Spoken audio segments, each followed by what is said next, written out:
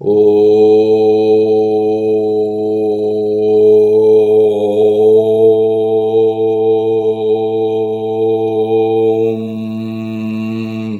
শ্রী পরমাত্মনে নমঃ। ওম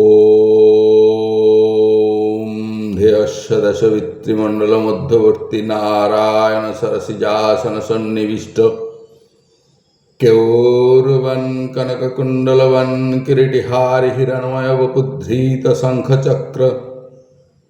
নমো ব্রহ্মণ্য দেবায় গোব্রাহ্মণ্য হিতায় চ জগদ্ধীতায় শ্রীকৃষ্ণায় গোবিন্দায় নমো নমঃ।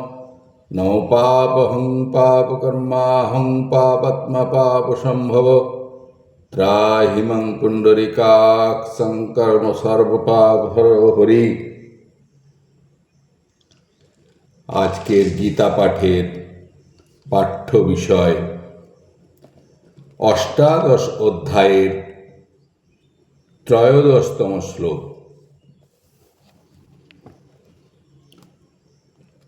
কর্মযোগে যেমন কর্মগুলির সঙ্গে নিজের কোনো সম্বন্ধ থাকে না,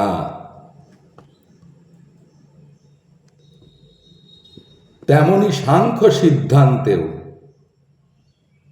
কর্মগুলির সঙ্গে নিজের কোনো সম্বন্ধ থাকে না। এই আলোচনায় ভগবান এই 13তম শ্লোকে করেছেন।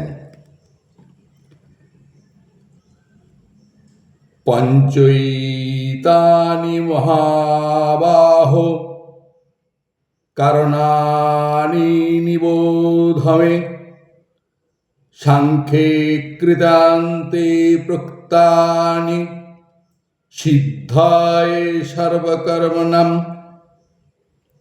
হে মহাবাহ, কর্মগুলির অন্তকারী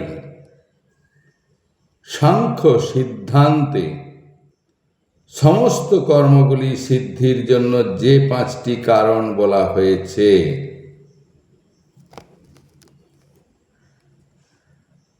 তা আমার কাছ থেকে শোনো।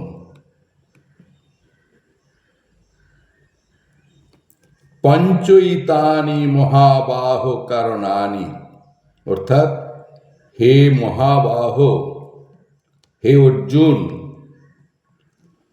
কর্মগুলির অন্তকারী সাংখ্য সিদ্ধান্তে সম্পূর্ণ বিহিত ও নিষিদ্ধ কর্মগুলি হওয়ায় 5টি কারণ বলা হয়েছে। স্বয়ং বা স্বরূপ সেই কর্মগুলির হেতু নয়। নিবোধমে, এই অধ্যায়ে ভগবান যেখানে যেখানে সাংখ্য সিদ্ধান্তের বর্ণনা আরম্ভ করেছেন, সেখানে এই নিবোধ ক্রিয়া প্রয়োগ করেছেন। যেমন এই অধ্যায়ের 13তম ও 50তম শ্লোকে। আবার অন্য স্থানে শ্রীণু ক্রিয়া প্রয়োগ করেছেন। তাৎপর্য হলো এই যে, সাংখ্য সিদ্ধান্তের নিবোধ পদটির দ্বারা ভালোভাবে অনুধাবন করার কথা বলা হয়েছে এবং অন্য স্থানে শ্রীণু পদটির সাহায্যে শোনার কথা বলা হয়েছে। সুতরাং সাংখ্য সিদ্ধান্ত গভীরভাবে অনুধাবন করা উচিত। এটি যদি যথাযথ অনুধাবন করা সম্ভব হয়, তাহলে সহজেই তত্ত্ব অনুভূত হয়ে থাকে। সাংখ্যে কৃতান্তে প্রোক্তানি সিদ্ধয়ে সর্বকর্মণাম, অর্থাৎ কর্ম শাস্ত্রভিত হোক বা শাস্ত্র নিষিদ্ধ শারীরিক হোক বা মানসিক বা বাহ্যিক হোক বা স্থূল হোক বা সূক্ষ্ম, এই সমস্ত কর্মের সিদ্ধিতে 5টি কারণের কথা বলা হয়েছে। যখন কোনো ব্যক্তির কর্মে কর্তৃত্ব থাকে তখন কর্মসিদ্ধি এবং কর্মসমগ্রহ উভয়ই হতে পারে। কিন্তু যখন সেই ব্যক্তির এই সব কর্মে কর্তৃত্ববোধ থাকে না, তখন কর্মসিদ্ধি হলেও কর্মসংগ্রহ হয় না, ক্রিয়মাত্রই তা হয়ে থাকে। যেমন জগৎ পরিবর্তনশীল, অর্থাৎ জগতে নদী প্রবহমান, হাওয়া বইছে, গাছপালা বৃদ্ধিপ্রাপ্ত হয় ইত্যাদি ক্রিয়াগুলি হয়ে চলেছে। কিন্তু এই ক্রিয়াগুলি পাপ পুণ্য বা বন্ধনকারক হয় না, অর্থাৎ কর্তৃত্বাভিমান থেকেই কর্মসিদ্ধি ও কর্মসংগ্রহ হয়। কর্তৃত্বাভিমান দূর হলে ক্রিয়ামাত্রে অধিষ্ঠান, করণ, চেষ্টা ও দৈব শুধু এই চারটি কারণ হয়ে থাকে। এখানে সাংখ্য সিদ্ধান্তের বর্ণনা করা হয়েছে। সাংখ্য সিদ্ধান্তে বিবেক বিচারের প্রাধান্য থাকে। তাহলে ভগবান সর্বকর্মণ্যাং সিদ্ধয়ে বাচক কর্মের কথা এখানে কেন বলেছেন? কারণ তখন অর্জুনের যুদ্ধোন্মুখ অবস্থা। ক্ষত্রিয় বংশে জন্মানোয় যুদ্ধ হলো তার কর্তব্য কর্ম। তাই কর্মযোগে বা সাংখ্যযোগে এমনভাবে কর্ম করা উচিত যাতে কর্ম করেও কর্মে সর্বতোভাবে নির্লিপ্ত থাকা যায়। ভগবানের বলার এই ছিল উদ্দেশ্য। অর্জুন সাংখ্য তত্ত্ব সম্বন্ধে জানতে চেয়েছিলেন, তাই ভগবান সাংখ্য সিদ্ধান্তের দ্বারা কর্ম করার কথা জানাচ্ছেন। অর্জুন কর্মগুলির স্বরূপত ত্যাগ করতে চেয়েছিলেন, তাই তাকে বোঝাবার ছিল না যে কর্মগ্রহণ বা ত্যাগ কোনোটি কল্যাণের হেতু নয়।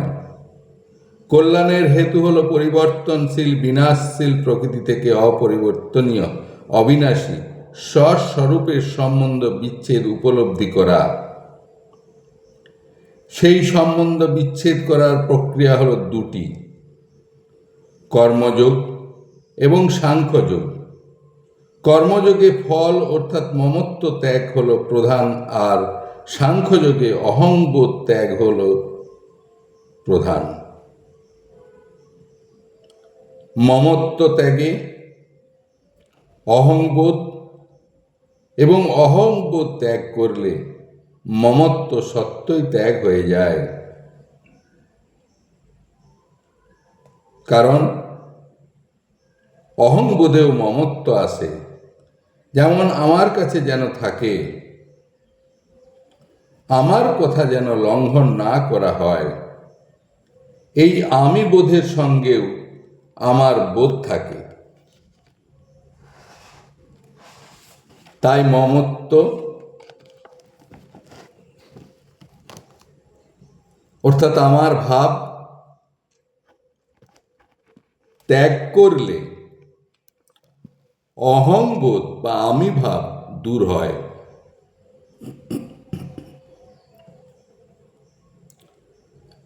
স্বয়ং পরমাত্মার অংশ হয়, জীবের পরমাত্মার সঙ্গে স্বতঃসিদ্ধ আত্মভাব থাকে।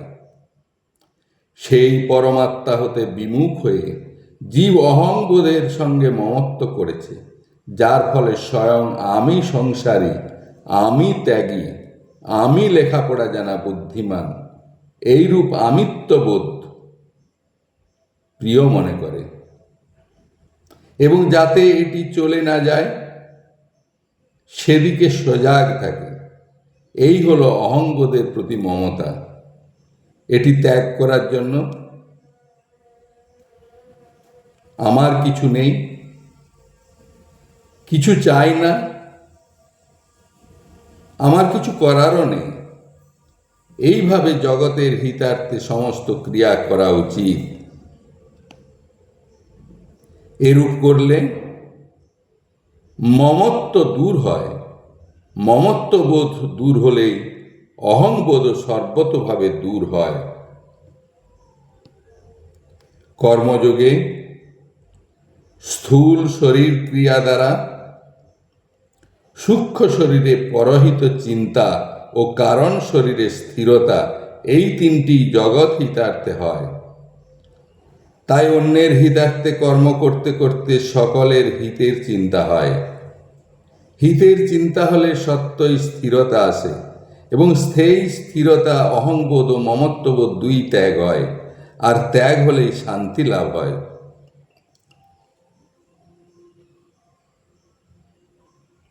সংসার ত্যাগে যে শান্তি লাভ হয় তার স্বরূপ বা সাধ্য নয়, তা হল এক সাধন। যোগাড়ুরস্য তস্যৈব সমকারণমুচ্যতে। কিন্তু পরমাত্মা প্রাপ্তিতে যে শান্তি লাভ হয় তা হল সাধ্য, অর্থাৎ পরমাত্মার স্বরূপ। শান্তিং নির্বাণ পরমাম। সুতরাং সাধকের সতর্ক থাকতে হয় যে তিনি যেন সেই সাধনজনিত শান্তি ভোগ না করেন। ভোগ না করলে সতই বাস্তবিকতা অনুভূত হয়, আর ভোগ করলে অগ্রপ্রাপ্তি রুদ্ধ হবে। এইভাবে প্রথমে অহং বোধ হয় ও পরে মমত্ব বোধ আসে, অর্থাৎ আমি প্রথমে হয়, পরে আমার ভাব আসে। কিন্তু যেখানে অহং বোধই পরিত্যাগ করা হয় সেখানে মমত্ববোধ থাকবে কি করে? তাই সেটিও স্বাভাবিকভাবেই দূর হয়ে থাকে। পরিশিষ্ট ভাব। আত্মা যে অকর্তা তা জানাবার জন্য 5টি কারণের বর্ণনা করেছেন। এই 5টিতে কর্তৃত্ব পরিত্যাগ হলে কর্মগুলি থেকে সর্বতোভাবে সম্পর্ক ছিন্ন হয়। গীতা মাহাত্ম্য। নমো নমো ভগবতে বাসুদেবায়। শ্রী ভগবান উবাচ ন বন্ধস্তি ন মোক্ষস্তি ব্রহ্মৈবস্তি নিরাময়ম নৈকমস্তি ন চ দীপ্তং সচ্চিৎকারং বিজৃম্ভতে। গীতাসারমিদং শাস্ত্রং সর্বশাস্ত্র সুনিশ্চিতম যত্র স্থিতং ব্রহ্মজ্ঞানং বেদশাস্ত্র সুনিশ্চিতম। ইদং শাস্ত্রং ময়া প্রত্যং গুহ্য বেদার্থ দর্পণম যঃ পঠেৎ প্রয়তে ভূত্বা স গচ্ছেৎ বিষ্ণু শাশ্বতম। শ্রী ভগবান বললেন, বন্ধন নেই, মোক্ষ নেই, কেবল নিরাময় ব্রহ্মই সর্বত্র বিরাজমান। অদ্বৈতে নেই, দ্বৈতেও নেই, কেবল সচ্চিদানন্দেই সকল স্থান পূর্ণ হয়ে আছে। গীতার সারভূতেই শাস্ত্র হল সকল শাস্ত্রের দ্বারা সুষ্ঠুভাবে সুনিশ্চিত সিদ্ধান্ত। বেদ ও শাস্ত্রের দ্বারা ভালোভাবে নিরূপিত ব্রহ্মজ্ঞান এতে বিদ্যমান। আমার দ্বারা কথিত এই গীতাশাস্ত্র বেদের গূঢ় অর্থকে দর্পণের মতো প্রকাশিত করে। যে পবিত্র হয়ে ইন্দ্রিয় এবং মনকে বশীভূত করে এর পাঠ করে, সে সনাতন ভগবান বিষ্ণুর স্বরূপ আমাকে প্রাপ্ত হয়। এতৎ পুণ্যং পাপহরং ধন্যং দুঃখ প্রণাশনম পঠতং শৃণ্বতং বাপি বিষ্ণুর মাহাত্ম্যমুত্তমম। অষ্টাদশ পুরাণানি নব্যব্যাকরণানি চ নির্মত্থ চতুর্বেদান মুনিনা ভারতং কৃতম।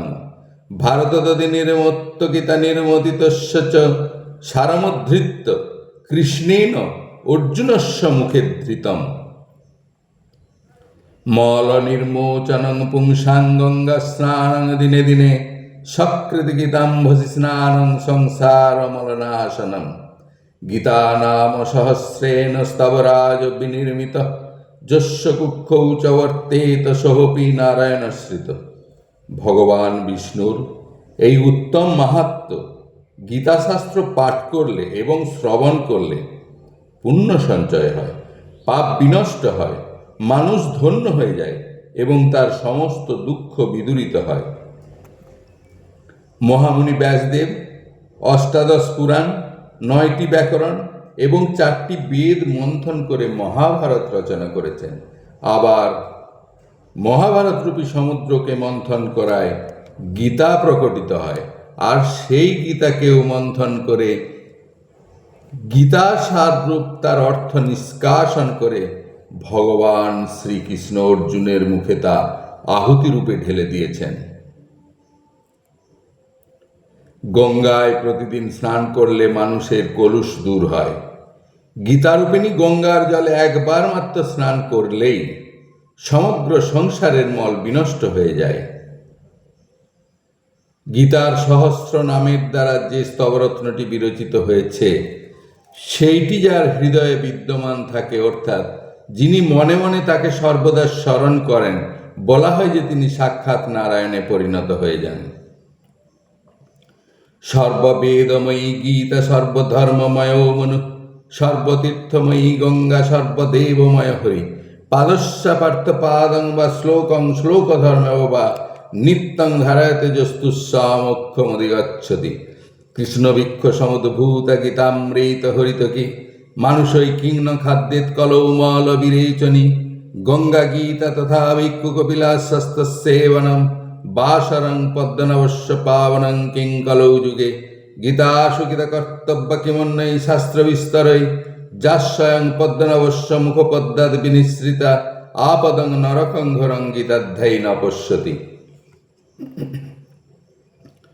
গীতা সম্পূর্ণ বেদময়ী, মনুস্মৃতি সর্বধর্মময়ী, গঙ্গা সর্বতীর্থময়ী এবং ভগবান বিষ্ণু হলেন সর্বদেবময়। যিনি গীতার সম্পূর্ণ একটি শ্লোক, অর্ধ শ্লোক, একটি চরণ অথবা অর্ধচরণ প্রতিদিন পাঠের দ্বারা ধারণ করেন, তিনি অন্তে মোক্ষপ্রাপ্ত হন। শ্রীকৃষ্ণরূপী বৃক্ষ হতে আবির্ভূত গীতারূপ অমৃতময়ী হরিতকি মানুষ কেন ভক্ষণ করে না, যা কলির সমস্ত মলকে দেহ হতে নিষ্কাশিত করে? কলিযুগে গঙ্গা, গীতা, সন্ন্যাসী, কপিলাগাভী, অশ্বত্থ বৃক্ষ সেবা এবং ভগবান বিষ্ণুর চিহ্নিত তিথি একাদশী, এদের চেয়ে বেশি পবিত্রকারী বস্তু আর কি আছে? গীতাকেই সুষ্ঠুভাবে পাঠ করা কর্তব্য, বিস্তৃতভাবে অন্য শাস্ত্র পাঠের আর প্রয়োজন কি?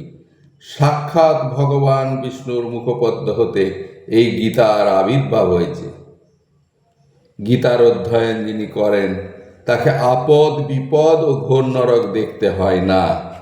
ইতি শ্রী স্কন্দ পুরাণে ব্রহ্মবিদ্যায়ং যোগশাস্ত্রে শ্রীকৃষ্ণার্জুন সংবাদে শ্রীমদ্ ভগবদ গীতা মাহাত্ম্যং সম্পূর্ণম। ওম ধ্যেয়স্য বিত্রিমণ্ডল মধ্যবর্তী নারায়ণ সরসিজাসন সন্নিবিষ্ট কেউরবান কনককুণ্ডলবান কিরীটিহারি হিরণময় বপুদ্ধৃত শঙ্খচক্র।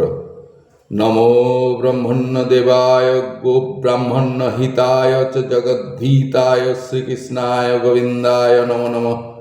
নমো পাপহং পাপকর্মাহং পাপাত্মা পাপ সম্ভব ত্রাহিমাং পুণ্ডরিকাক্ষং সর্বপাপহরো হরি।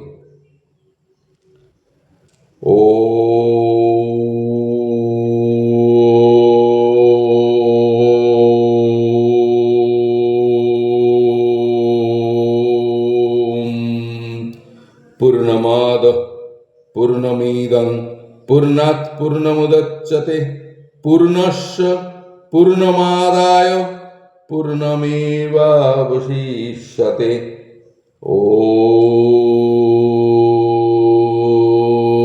ওম শান্তি। শান্তি শান্তি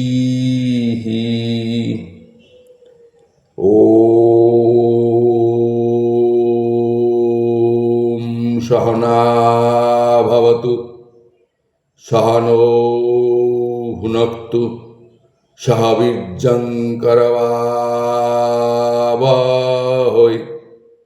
তেজস্বিনাবধীতমস্তু মা বিদ্বিষাবহৈ ওম শান্তি শান্তি শান্তি ওম শ্রী পরমাত্মনে নমঃ।